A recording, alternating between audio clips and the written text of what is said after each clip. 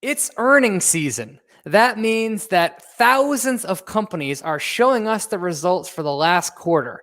We wanted to give you some insights into how we judge a company's earnings report and what we look for to tell us if our thesis for owning that stock is on track. My name is Brian Feroldi. And my name is Brian Stoffel. Brian, how much attention do you pay to quarterly earnings reports? I pay a lot of attention, especially if it's a company that I've just started investing in or I'm considering investing in. There's a lot of good information in there. I do the same thing. I do a lot of research up front into an investment, but if I'm new to a company, I really look over its quarterly earnings report closely, especially in the beginning, because doing so really enhances my knowledge of that business. So let's walk through how we review those earnings reports in detail. First off, Brian, what is an earnings report? Right. So when an earnings report comes out, what it's really telling you is it's taking its calendar year and it's splitting it up into 4 parts. So for most companies, not all, but most, the first quarter is those first 3 months, the second quarter, the next 3, and so on. And they're just telling you what happened during those 3 months. Right. So the earnings reports are a business is required to tell its investors how it performed over the preceding quarter. And to your point, we like it. I like it when companies' quarters match up with the calendar, but lots of companies have weird ending dates to their quarters, and they could become all different time periods. But in general, about every 90 days, you can expect to hear from the company. So Brian, what is the point of earnings season? Why should we care as investors?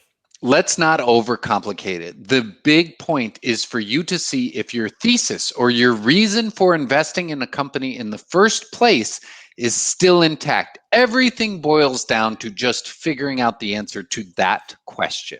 And this confuses a lot of people because most people look at the stock price and they say, this stock is up, I must be right, or this stock is down, I must be wrong. Personally, I pay very little attention to daily stock price movements, but I pay a lot of attention to earnings report because that's where the gold is to tell you, am I right about this business or am I wrong about this business? Correct. You want to know how the business is doing. You should care a lot less about how the stock is doing, especially on a day-to-day basis. Right. So how do you know what to look for in an earnings business? Well, the key is you're going to need to know what all the information is, but it's also really helpful. If you know your favorite company is reporting tomorrow, figure out what you're going to look for beforehand, because if you've done that, then you can separate signal from noise. If you haven't done that, then you will be bombarded by all this information and not be able to make sense of it. And this is why, again, we teach people to do all that work up front because you get to know what metrics really matter with an investment. And you can't figure that out unless you know the business, which is why before you buy, get to know the company. All right. So where do you find these earnings reports? So there's 3 basic places where you can look. The first is the investor relations page for that company. Go in your search engine, type in the company name, investor relations, and it should pop up. The second, you can go to any number of finance sites like Yahoo, Ticker, Koifin, Stockrow. They will all have that information. And finally, the SEC's Edgar database is a place that, again, you can type into your search engine and you'll be able to put your company's ticker symbol in and get that information. That's right. Now, what info do we want you to grab or do we think is the most helpful? There's really 3 things. First is the press release. Most companies provide information in their press release that say, we reported quarterly earnings and here's some information about it.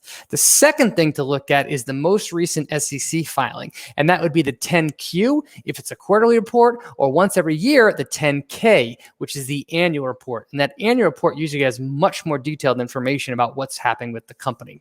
The third and final thing is the conference call. Not every company does a conference call with their investor base, but most do. And you can either listen to the call directly by going to the customer's investor relations website, or you can find a transcript of the call. I usually find a transcript of the call because it's much faster to go through that information.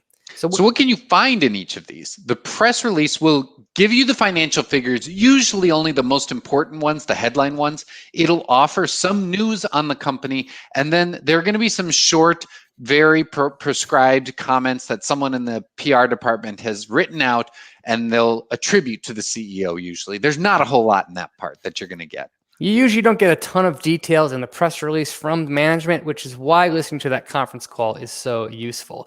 And again, from the SEC filing perspective, if you're looking at the 10K or the 10Q, you're going to get the income statement. You're going to get the most recent balance sheet, the cash flow statement, footnotes, which has more information on anything that you want to look at.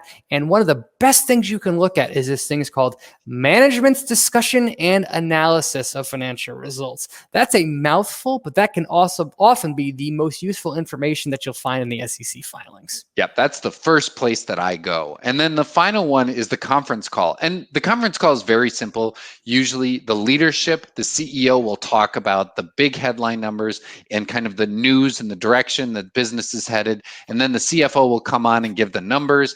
And then analysts get a chance to ask questions. So they take questions and they answer them.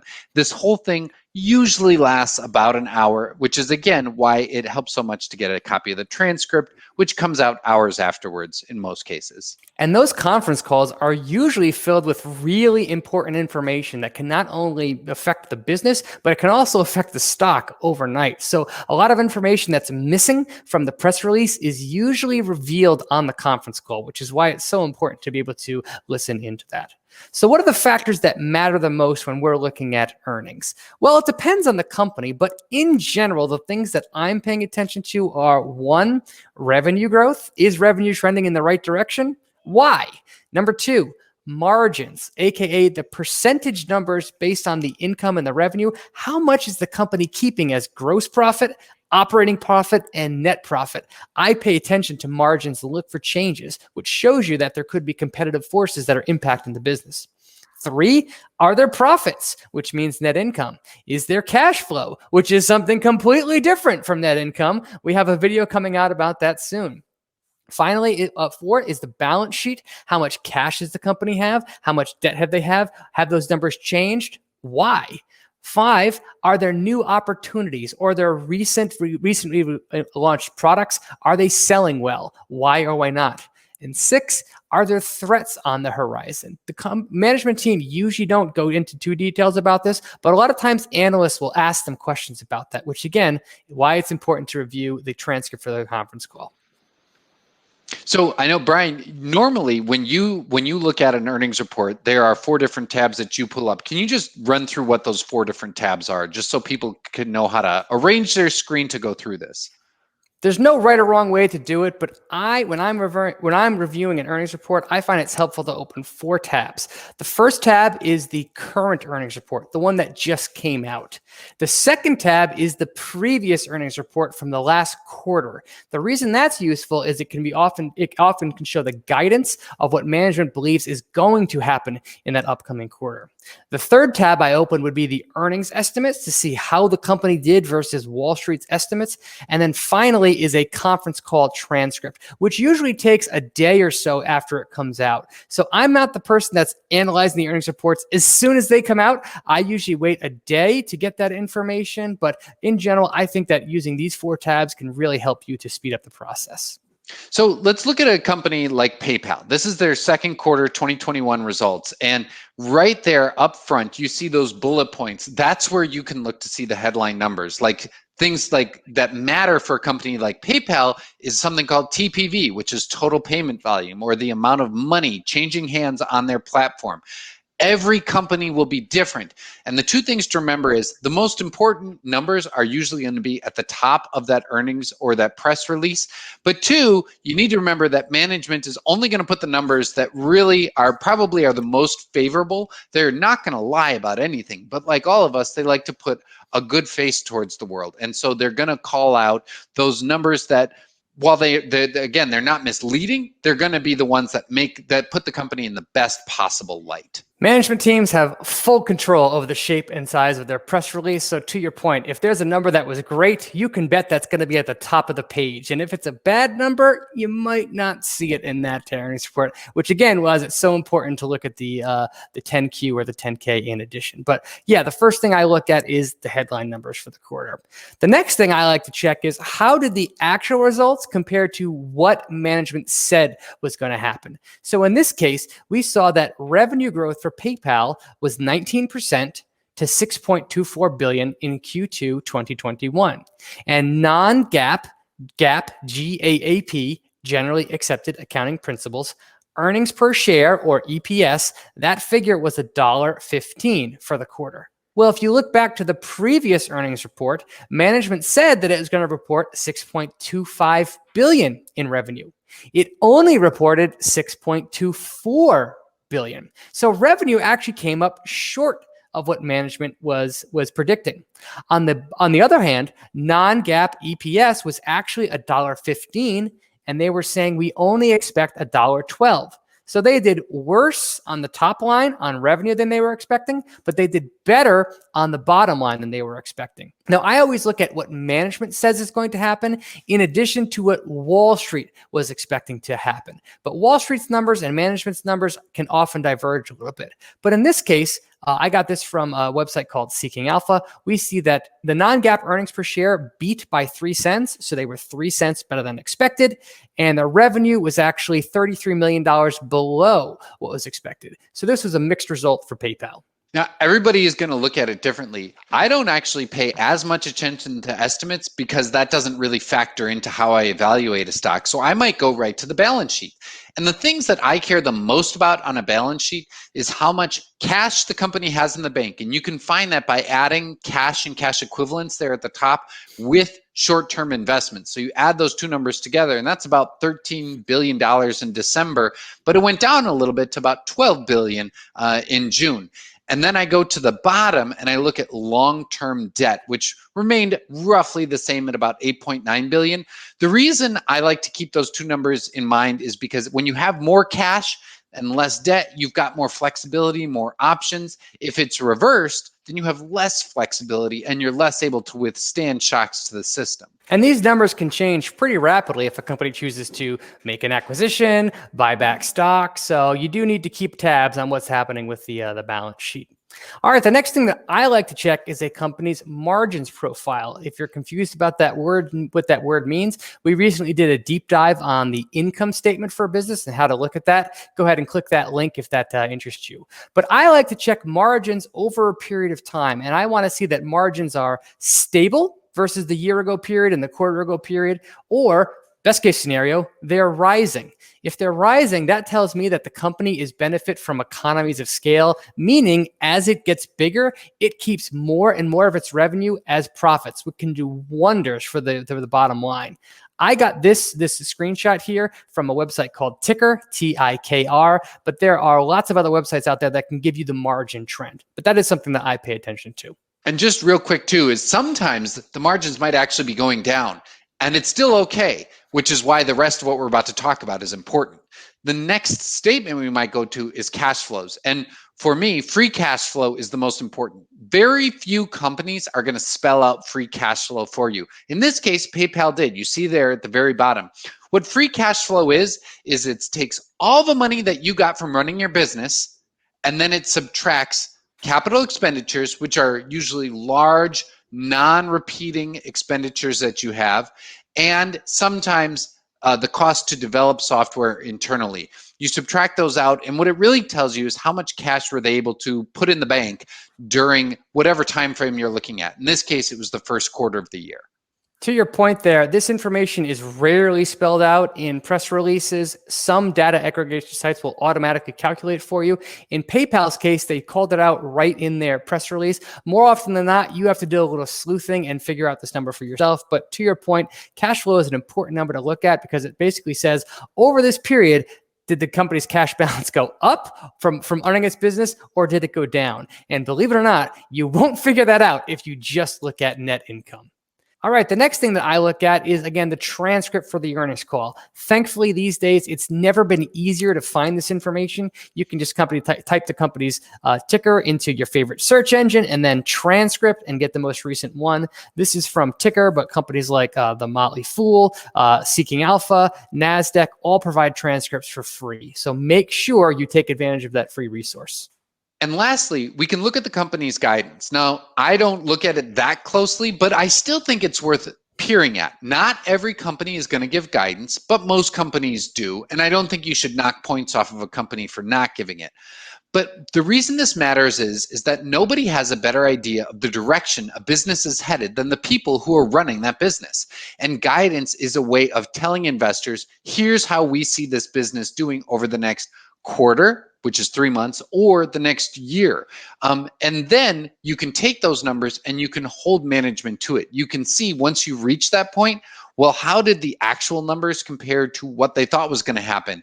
How much can we trust that management knows what's coming down the pipeline for their business? And it's something you can build up a database of this information in your brain to know how much you can trust what a management team says is coming. And depending on the management team, sometimes they give earnings guidance for the next quarter, and they also give it for the full year. Oftentimes they're updating that full year based on what happened in the quarter. Best case scenario is they're saying we're doing better and we're raising guidance, but you want to at least keep that they're keeping it stable. And to be clear, I don't care if a company gives guidance or not. That's really a management choice. But if they are going to choose to give it, you can bet I'm going to look at it. Again, the key thing that you're really trying to keep in mind here is the thesis for owning this business intact? Are there any reasons why I should be concerned that the reasons that I bought the company in the first place are no longer valid? How often, Brian, do you change your opinion of a company based on one earnings report? It would have to be an earnings report where something so surprising came up that it would really jolt me. It almost never happens. What I'm looking for are trends. And so that could be 2 or 3 quarters. It could be 2 or 3 years. It's really hard to know if the reasons that I invested in a company might be that it has a wide moat. Well, some of those numbers that you talked about, like the margins might be a little bit smaller, but there might be a really good reason for that I read about in the report. And I say to myself, oh, those margins were down, but you know what? It's so that they could chase after this opportunity. This thesis is not only intact, I'm even more excited about it now. That's why writing down your reason for investing before you buy the stock is so important, because then you can hold yourself accountable.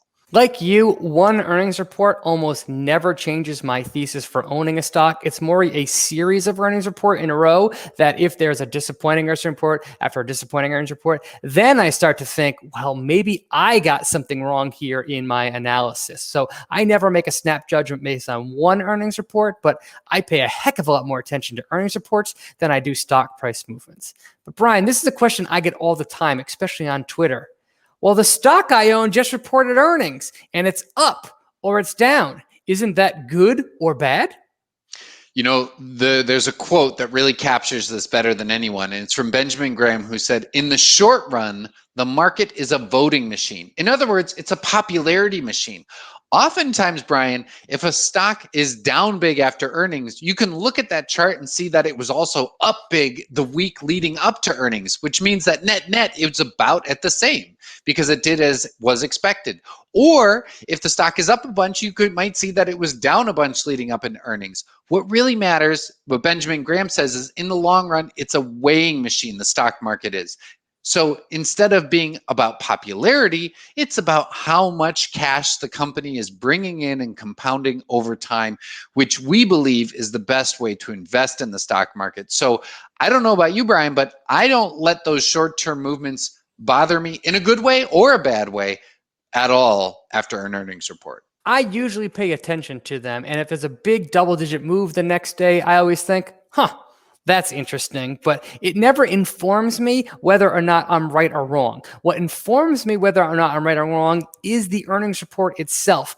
I've seen so many cases when a company reported fantastic earnings. Everything is going in the right direction and the stock plunges. Yeah. And I've also seen the exact opposite, where everything is a disaster at the company. You couldn't come up with worse numbers and the stock goes up. One of my favorite analysts at the Motley Fool, Seth Jason, has said to me, you could give me an earnings report ahead of time before the rest of the market had it, and I still couldn't tell you which direction the stock is going to go. And I just totally agree with that. But it can be very confusing when you see, wow, this company's doing so well. How on earth could its stock be falling? But that's just the nature of investing. Well, and that gets back to how our job is not to use the stock market's daily movements to tell us whether or not the thesis is intact. Our job is to look at the business behind it to see whether or not the thesis is intact. I say it all the time. Focus on the business, not on the stock. If you're right about the business, you will eventually be right about the stock. But those two things can go in complete opposite directions in the short term, and the short term can be measured in years, unfortunately. It's really over long periods of time that you know that you are right or you're wrong. But in my opinion, you'll learn whether you're right or wrong by watching the earnings reports, not by watching the stock price. I agree 100%. Well, thank you so much. Let us know how you review earnings. What did we miss about this? Please let us know in the comment section below if this was helpful for you.